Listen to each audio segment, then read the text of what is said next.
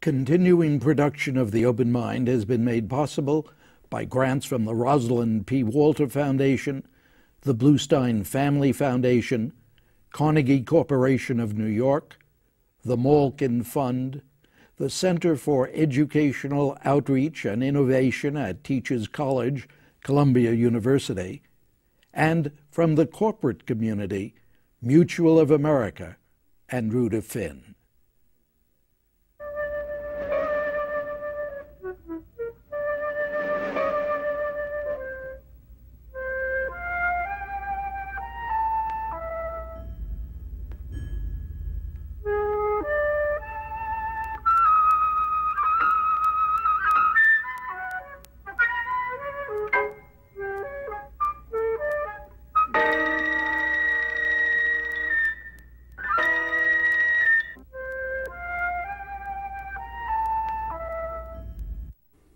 I'm Richard Heffner, your host on The Open Mind.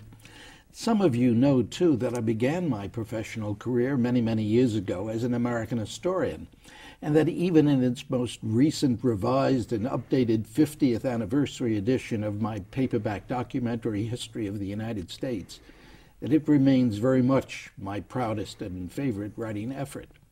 What you couldn't know, however, is how much I can still almost taste the pleasure and pride I felt as more than a half-century ago I wrote so definitively about the Roosevelt Revolution, FDR's New Deal, and the ways in which, permanently, I thought and assured my readers, it had reversed the economic and social inequality that had plagued laissez-faire post-Civil War industrial America, and in the Depression had left 1/3 of Americans ill-fed, ill-clothed, ill-housed. It wasn't that I was so certain happy days are here again, but like many others, I did believe and wrote that the New Deal had permanently tempered, indeed reversed, the polarization and stratification of America, had brought an end to the rich simply getting richer and the poor poorer. Well, I was wrong. And now the Russell Sage Foundation and Carnegie Corporation of New York have partnered to explore a topic they believe should be high on our public agenda: income inequality in our nation and the social impact of the ever-widening gap between rich and poor Americans. That exploration has resulted in a volume titled Social Inequality, and here to examine it with me today is Dr. Eric Wanner, president of the Russell Sage Foundation. At a recent Carnegie Corporation forum on social inequality, Dr. Wanner said that, quote, "The United States has been through an inequality shock over the past few years, and this economic trend will have important social consequences," end quote. So let me begin our program today by asking my guest what some of those consequences are or may become. Well, they really run right across the board. You can begin to think about a child born into this society and what kind of family, what kind of structure and function and success his family has, what kind of schools he goes to, what kind of health insurance he has, what kind of chances for a college education he has. It really runs the gamut from beginning. Let me try it this way. We try to think that we provide something like equal opportunity in the United States, and the question is, what are our institutions which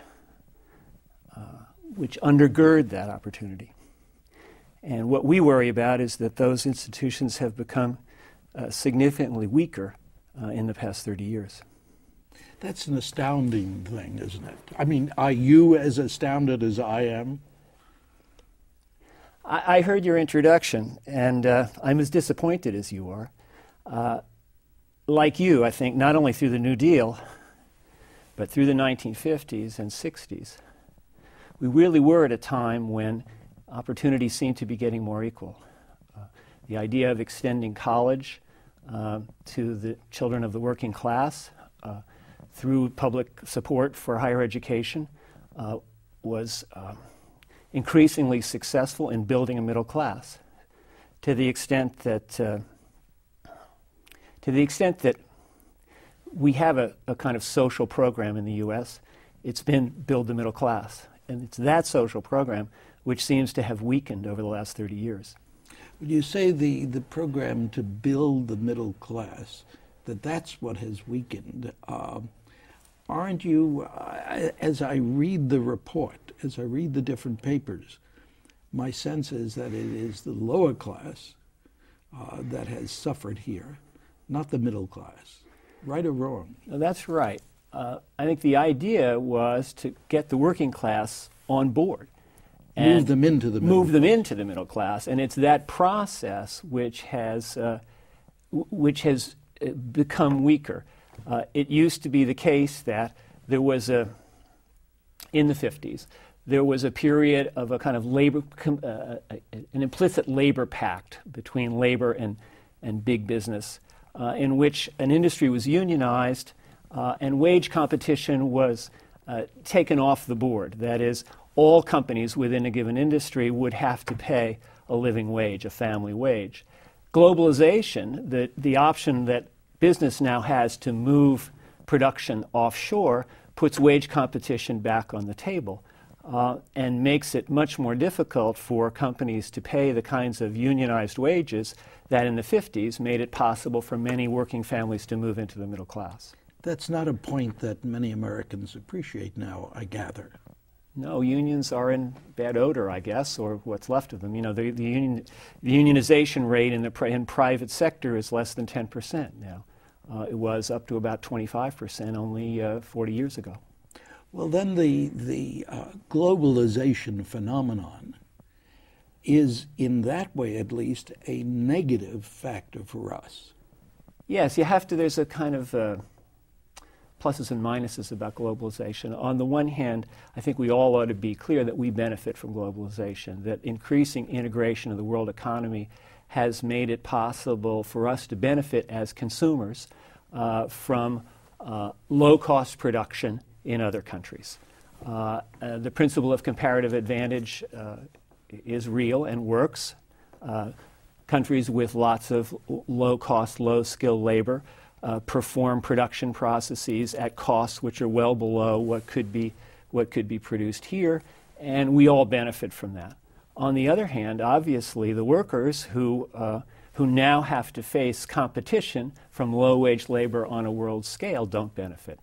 So there are winners and losers from globalization, and what we've done a very bad job at, it seems to me, is trying to, in some way, support the losers, figure out how to provide resources that make transitions for those workers into other niches in the economy possible for them. Well, let's go back then, relating to that, to this point you made about the movement into the middle class that has always been the great pride of America. Right. I have the sense, and I assume you do too, that that isn't even thought about, because certainly in the period of political campaigns, and you and I are talking now without knowing what's going to happen as a result of the present presidential election, there is so much talk about middle-class America as if that movement into the middle class were still going on. Yeah, that's right. I think the middle class feels itself to be under a great deal of pressure. They generally have to put two workers into the labor force now. They have less time to spend on their family and on their kids. There's quite a bit of downward wage mobility as the economy does churn. You know, creative destruction really means destruction as well as creativity. That's what do you mean? Well, there was it's a standard kind of one-liner in economics that what capitalism manages to do is harness a great deal of innovative initiative and constantly explore kind of new niches, new products, new services, new ways of delivering them, ways of lowering prices. But in the course of doing that, we're getting a great deal of job creation and job destruction at the same time. This churn rate, which is the rate at which people lose their jobs and have to find new jobs, has been going up. the churn rate causes increased insecurity in the middle class as they worry a great deal about how they can sustain their standard of living. The thing about individual lives, of course, is that they need a certain amount of continuity. The economy needs a lot of creativity and change and creative destruction. Individuals and families need some degree of permanence and insurance against risk. What we haven't as a system, I think, been able to do is to figure out the right balance. You talked about the New Deal. The New Deal was an attempt to restrike that balance. I think the post-war 30 years from roughly 45 to 1975 were an effort to sort of work out the kinks in the New Deal and make it a functioning system. In the last 30 years, what we've seen is that system begin to erode, and we get more insecurity in the middle class, feels itself under a great deal of pressure, and then politically looks around for what's the cause. And then I think you find the political parties, in a way, competing to blame the other guy for this problem. What is to blame? Is it possible to identify what is to blame? I'm smiling. Where is the fault? Yeah.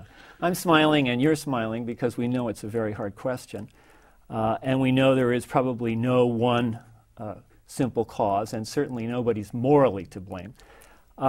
I think of it as a process in which the economy is partially to blame. So some of the trends that you and I have already been talking about, certainly globalization, the increased volume of world trade, the fact that American workers have increasingly to compete with a world labor market, not just a national labor market. Certainly computerization is to blame to the extent that, of course, it's enriched us all and again made the economy more productive, particularly in the last 10 years. But there again have been winners and losers. Some people's jobs are complemented by computers. Their production, their work is made more valuable. Other people are basically replaced by information technology. So the fact that in the last 30 years, I guess it is, the premium associated with a college education has risen from about 30%. It used to be the case that a college-educated worker could expect 30% more income over his or her lifetime. That premium has risen into the 80s now. Why? Well, in part because the college-educated worker is doing things which can't be done in Mexico or China, but also in part because the college-educated worker is doing things that can be made more powerful and productive by computers, whereas the high school educated worker is not. So those are two large factors, but there are many others. Certainly deunionization is one, and implicitly you and I have talked a little bit about that, the weakening of the unions. Unions used to be a great force for wage equalization, obviously, and as union membership has decreased, particularly in the private sector, that force for pushing up wages, keeping up wages at the bottom has declined. Deregulation is another. Deregulation, on the one hand, has led to increased productivity in many industries as it allows new market entrants to come in and an effort to create new production processes and new ways of delivering services. But in many cases, those new companies are small, they're not unionized, they compete by means of low-cost labor, basically. The deregulation, do you find yourself thinking increasingly, as I do, that it was that mantra of deregulation, deregulation, deregulation that may be of more importance than we've thought in this developing bad situation? It's possible. I think what we're bad at doing, we can identify the factors that have led to increasing economic inequality. What we can't really do is provide a weighting on those factors, tell you sort of how important one was as opposed to the other. We're pretty sure that the two big players were computerization and globalization. But everything mixed together at the same time, so it's hard to sort of pull this apart scientifically and tell you how much was one, how much was the other. Let me say, deregulation goes along with a lot of political changes, which in various ways have allowed the inequality to sort of stretch out. And we could talk maybe about some of these general political processes, which in addition